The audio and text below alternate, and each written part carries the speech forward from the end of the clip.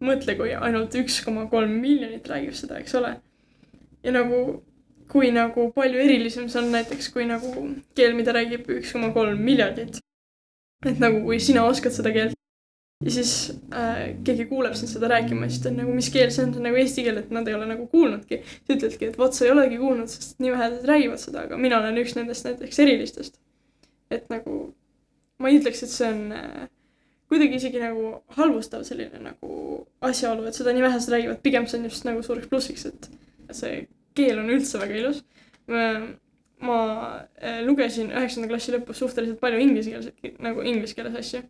Ja siis tuli gümnaasiumi peale muidugi kõik need kohustuslikud kirjandused asjad ja siis pidi hakkama jälle rohkem eesti keeles lugema. Ja siis nagu, kuidas nagu, ma tundsin lihtsalt, kuidas mu enda sõnavara nagu, ma olin nii üle läinud sellele nagu harjumusele, et jaa, ma kasutan põhimõtteliselt iga sõna asemel mingit ingliskeelset sõna ja kõik saavad aru niikuinii ja nagu suva.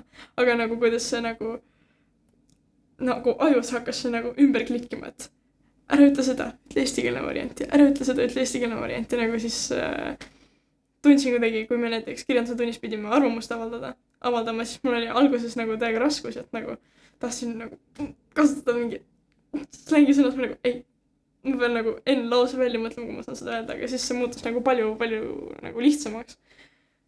Eesti keeles nagu selliseid kaunemaid nagu sõnaseadeid kokku panna ja sellist nagu lauseehitust parandas see ka kindlasti ja siis ühesõnaga eesti keel on väga ilus ja väga minu arust palju võimaluste rohkem kui näiteks inglise keel.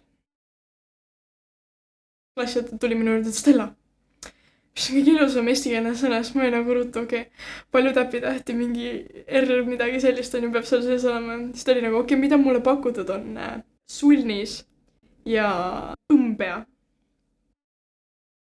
Pärlipüüdja. Siis ta oli nagu, päris, see on nii ilus sõna, aitäh sulle. Minule tohutult meeldib sõna sume.